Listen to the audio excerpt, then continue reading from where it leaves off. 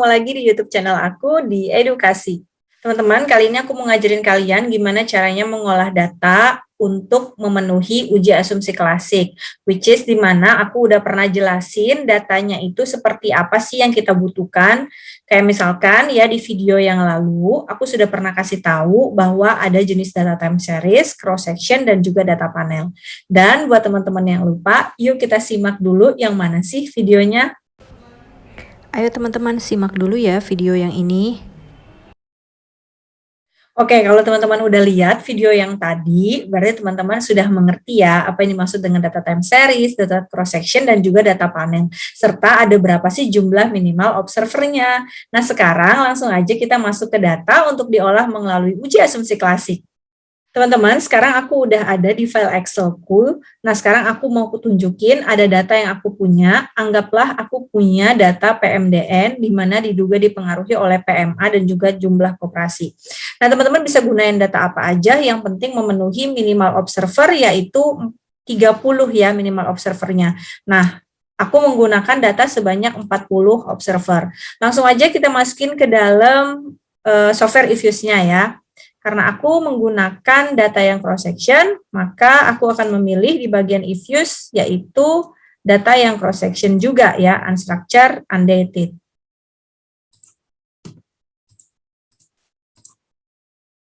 Maka di sini aku pindahkan menjadi unstructured, undated.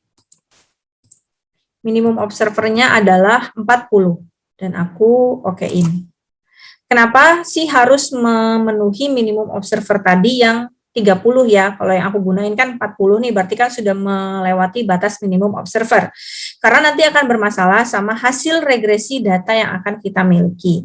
Nah, sekarang ketika sudah terbentuk satu work file seperti ini, maka aku akan memasukkan datanya. Jangan lupa klik quick, pilih empty group. Lalu kita tinggal masukin datanya.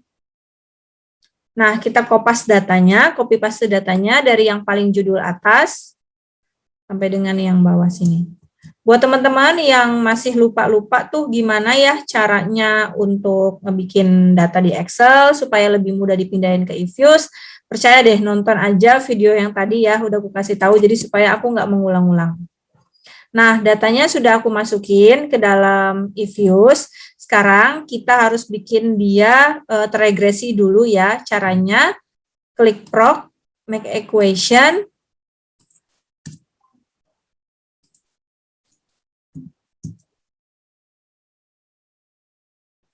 Sudah saya pisahkan ya antara variabel terikat yang mau diteliti dengan variabel bebas yang diduga mempengaruhi. Lalu kita okein.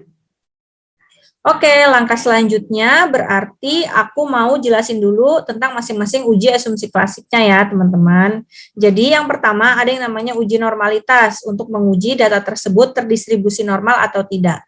Klik view, pilih residual diagnostik, pilih yang histogram normality test.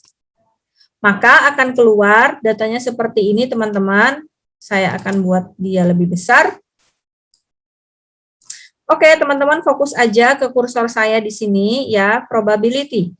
Nah, kalau angka probability-nya jauh lebih kecil daripada alfa yang kita gunakan, yaitu 5%, sama seperti video yang lalu saya kasih tahu, berarti datanya tidak terdistribusi normal, karena probability ini nilainya lebih kecil daripada nilai probabilitas alfa. Nah, lalu yang kedua, kita akan menggunakan uji multikolinearitas ya. Nah, di uji multikolinearitas dari hasil regresi seperti ini atau tadi dari hasil yang normalitas, misalnya ya, tadi kebetulan karena saya close, saya bikin X atau saya bikin close ya yang hasil normality test, kan tadi dari hasil terakhir yang ini nih. Kita langsung aja klik view, pilih residual pilih coefficient diagnostik, terus pilih yang varian inflation factor. Nah, ini adalah langkah untuk menguji multikolinearitas. Kita okein. Dapat deh angka yang namanya center VIF ya, VIF. Di sini center VIF-nya angkanya adalah 1,43 untuk variabel PMA dan jumlah koperasinya juga sama 1,43. Kita pakai paham yang tertulis pada buku Gujarati, di mana kalau nilai center fifth-nya di bawah 10, ingat di bawah 10, maka dia terbebas dari masalah multikolinearitas. Berarti sudah 2 permasalahan yang kita jawab. Yang pertama tadi ada uji normalitas, ternyata data yang saya punya tidak terdistribusi normal. Lalu masalah yang kedua yaitu masalah multikolinearitas, ternyata data saya tidak terjadi masalah multikolinearitas. Nah, sekarang saya menguji data yang ketiga, asumsi yang ketiga maksudnya, ya asumsi yang ketiga yaitu asumsi heteroskedastisitas. Dari sini kita klik view, terus kita pilih residual diagnostik, lalu kita pilih yang histogram, kita pilih yang heteroskedasticity test. Jadi salah-salah nih, nervous ngomongnya, mohon maaf ya. Oke, lanjut lagi ya. Jadi di heteroskedasticity test ini ada berbagai macam tes, teman-teman. Ada Brugge-Pagan, ada Harvey, ada Glatzer, ada RCH, ada White, dan ada custom test wizard. Memang yang commonly used adalah yang Brugge-Pagan Godfrey ya. Nah, tapi teman-teman kalau misalkan nih ternyata yang di Brugge-Pagan Godfrey hasil heteroskedastisitasnya ini mengandung masalah. Nah, bisa jadi kalau kamu tes di Harvey, di Glatzer, dan di tes-tes lainnya ini terbebas dari masalah heteroskedastisitas. Jadi jangan hanya terpaku sama satu tes saja ya. Namun untuk pemilihan pengujiannya juga harus menggunakan jurnal atau mungkin menggunakan teori-teori yang sudah ada. Nah, maka yang sekarang saya menggunakan yang Brugge-Pagan dulu ya, yang normalnya seperti apa, lalu aku okein. Teman-teman bisa lihat di sini ternyata hasilnya adalah kita lihat probability chi-square, kita lihat probability F 2,37-nya, dia nilainya lebih kecil daripada probabilitas alfa yang 5% tadi, 0,05. Karena kan ini hasilnya 0,0006 dan yang satunya adalah 0,0014. Maka ini memiliki permasalahan dari asumsi heteroskedastisitas. Itu ya. Karena dia lebih kecil di sini, maka dia ada masalah di asumsi heteroskedastisitas. Nah, yang berikutnya kita akan menguji dia untuk asumsi yang keempat, yaitu asumsi autokorelasi. Langkahnya adalah klik view, kita pilih residual diagnostik, lalu kita pilih yang serial correlation LM test. Dia akan muncul box leg specification, yaitu legs to include-nya kalau saya di sini 2. Nah, teman-teman juga pasti nanti akan muncul ya box dari legs to include-nya itu berapa. Saran saya langsung aja di okein karena ini sudah automatically, si Ifuse-nya sudah smart, dia yang sudah kasih tahu leg berapa yang paling bisa maksimum untuk memenuhi data yang kalian miliki. Jadi langsung saja kita okein. Nah, teman-teman, ternyata setelah dilihat juga masalah saya untuk yang asumsi keempat ini ya, yaitu pada masalah autokorelasi gitu. Berarti untuk asumsi yang keempat ini tidak memenuhi asumsi karena dia memiliki nilai probability F dan probability chi-square-nya lebih rendah daripada probabilitas alfa, yaitu 0,05 atau 5%. Sehingga karena dia lebih rendah daripada probabilitas alfa, maka dia memiliki masalah autokorelasi. Nah, yang berikutnya kita akan menguji yaitu uji linearitas ya. Uji linearitas untuk menguji modelnya sudah dikatakan linear atau belum, cocok atau belum gitu ya, teman-teman. Kita pilih yang stability diagnostic, lalu pilih yang Ramsey reset test. Masih sama kayak yang tadi, jadi number of fit term-nya nggak usah kita apa-apain, cukup kita klik OK aja. Maka sudah ketahuan deh ini nilainya ya, Ramsey reset test. Kelihatan di sini ya, F statistik, T statistik, likelihood rasionya, probability-nya juga di bawah dari 0,05. Berarti menandakan memiliki masalah linearitas. Nah, teman-teman, perlu aku jelasin juga, ini kan tipe data yang aku gunakan adalah data cross section ya. Perilaku data cross-section sama seperti data time series. Jadi dia bisa menggunakan kelima uji asumsi klasik tersebut, Yang pertama tadi kan ujinya normal, yang kedua ujinya multikolinearitas, yang ketiga ujinya heteroskedasisitas, yang keempat ujinya autokorelasi, yang kelima ujinya adalah uji linearitas ya, 5 ini tadi. Tapi kalau data kalian adalah data panel, teman-teman nggak harus menguji kelima uji tersebut, karena pada data panel itu sudah dilakukan pengujian tes model pada datanya ya, seperti uji model Chow atau uji Hausman atau mungkin pakai yang uji LM.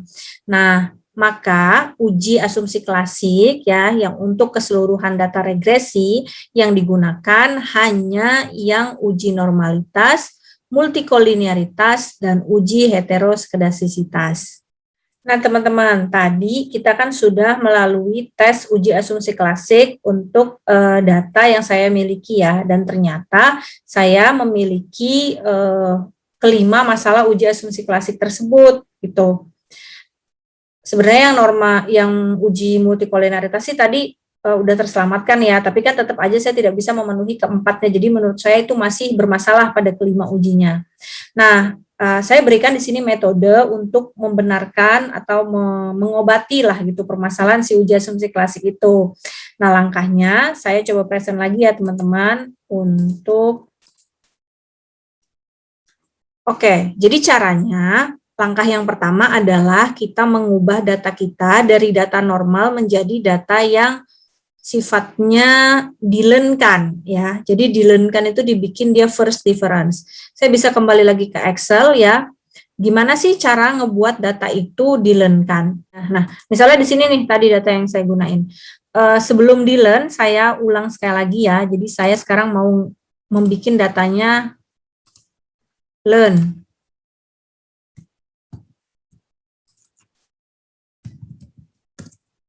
Nah, saya harus hilangkan. Oke. Tadi ada permasalahan di klik insert, jadi saya sedikit kesulitan sehingga ini sudah benar. Nah, intinya sekarang saya bikin di LN, PM, DN ya. Caranya gampang banget, tinggal klik sama dengan ya di kursor ini, terus LN, buka kurung, masukin aja angka yang paling atas, nanti akan kita drag ke bawah teman-teman. Terus kita tutup, kurung, kita enter. Gitu. Nah, terus sudahnya kita drag aja ke bawah, dia akan ter-LN secara otomatis. Gimana tentangnya PMA dan jumlah koperasi? Sama juga caranya ya gitu. Tinggal tadi saya ulang, diklik sama dengan LN, buka kurung, klik klik kotak paling atas atau si observer nomor 1, kita tutup kurung, enter.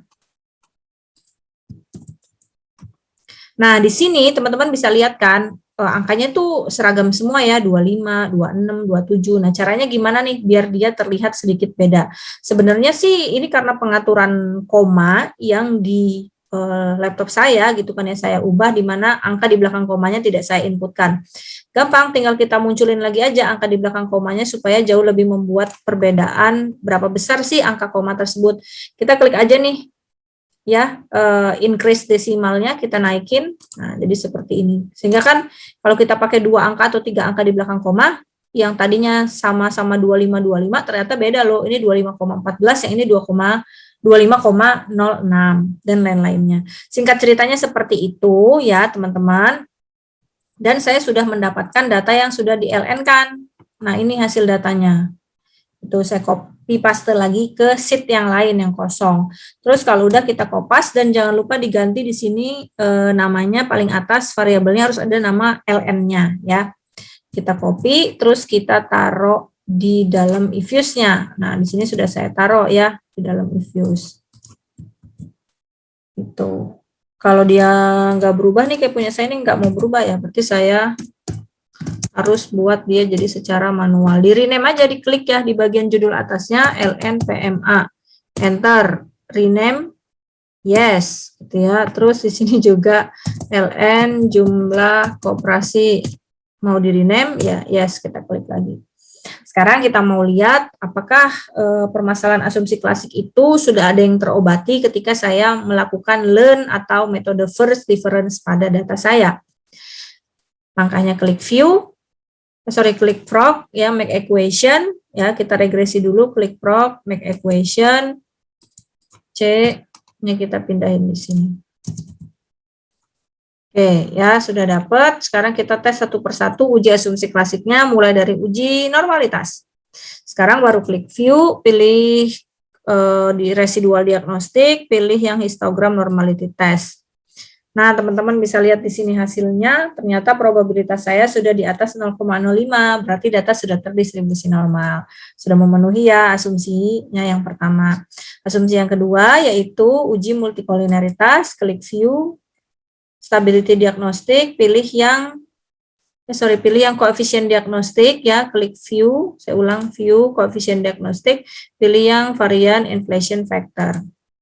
Wah, nilai center fifth saya juga sudah lebih kecil daripada 10, berarti sudah terpenuhi asumsi yang kedua, yaitu terlepas dari masalah multikolineritas. Sekarang saya mau asumsi yang ketiga, yaitu heteroscedasticity. Klik view, residual diagnostik, pilih yang heteroscedasticity test. Nah, di sini saya menggunakan lagi yang Brugge-Pagan-Godfrey, ya. Wah, ternyata masih nih memiliki masalah asumsi klasik yang heteroscedasticity karena nilainya masih lebih kecil ya daripada 0,05.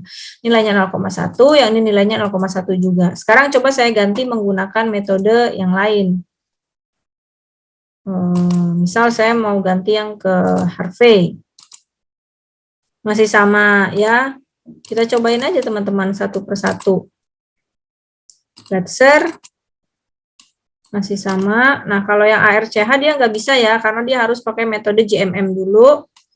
Kita pakai yang Kuwait aja langsung. Sama. Berarti mau diobatin kayak gimana pun, data saya masih ada masalah heteroskedasitas. Berarti tidak memenuhi asumsi yang ketiga tadi ya. Lanjut aja sekarang ke uji autokorelasi. Serial correlation LM test. Enter. Nah, masih juga nih memiliki masalah autokorelasi. Biasanya memang masalah autokorelasi itu sama heteroscedasticity itu kayak anak kembar ya, sering dempet-dempetan. Kalau ada masalah hetero, biasanya dia ada masalah si autokorelasinya juga. Lalu kita tes lagi yang terakhir yaitu linearitas, stability, diagnostik, pilih yang Ramsey reset test. Kita enter, number of returnnya 1, kita okein. Wah, di sini sudah linear. Berarti dari kesimpulan ini ada 2 punya saya yang tidak memenuhi asumsi, yaitu tidak lolos di uji heteroskedasisitas dan tidak lolos di uji autokorelasi. Kalau kayak gitu, gimana nih langkah selanjutnya? Nah, berdasarkan ilmu yang saya dapatkan, saya ingat waktu dulu saya kuliah ya di Magister Ilmu Ekonomi di Unpad. Ada Profesor Maman ya, sekarang tetap masih mengajar di Unpad. Dulu belum profesor tuh, beliau ngajar saya tahun 2015. Sekarang beliau udah jadi Profesor Maman. Bisa cari aja teman-teman di Google ya, Profesor Maman. Afiliasinya adalah Unpad. Beliau yang membantu data saya ini terjadi, membenarkan data saya ya, yang tadinya terjadi masalah asumsi klasik hetero, autokorelasi dengan metode namanya New-Wewes. Nah, langsung aja saya present lagi screen saya, teman-teman. Jadi teman-teman, ketika terjadinya masalah uji asumsi klasik, terutama tadi yang saya bilang masalahnya hetero dan si autokorelasi, kita langsung aja diklik di sini estimate, kita mengubah metode kita di bagian optionnya. Di sini kamu klik option, kan pasti awalnya pilihannya adalah estimation default ya. Pilih yang HAC New-Wewes. Ya. Kita klik lalu kita okein. Nah, dengan begini tidak usah diuji lagi uji asumsi klasiknya, karena menggunakan metode New-Wewes ini sudah memenuhi yang namanya pengujian asumsi klasik, sudah kita anggap tidak lagi terjadi permasalahan uji asumsi klasik gitu. Tapi pasti akan ada perbedaan di nilai R-square, adjusted R-square, lalu di jumlah variabel yang berpengaruh signifikan atau tidaknya. Seperti itu ya teman-teman. Nah, banyak sekali artikel, silakan aja kalian cari tentang metode ini ya. Bartlett kernel New-Wewes fixed bandwidth. Silakan aja atau klik aja yang New-Wewes method ya, New West method, silakan aja teman-teman cari, dibaca aja artikel jurnalnya bahwa memang sudah dikatakan tidak perlu lagi untuk diuji asumsi klasik karena memang metode ini sudah memenuhi permasalahan uji asumsi klasik sehingga tidak terjadi lagi sehingga kita anggap tidak terjadi lagi permasalahan uji asumsi klasik tersebut. Nah, teman-teman, sekian untuk sharing yang dapat saya kasih ke kalian terkait pengolahan data ya untuk uji asumsi klasik yang menggunakan tadi data cross section dan juga data time series.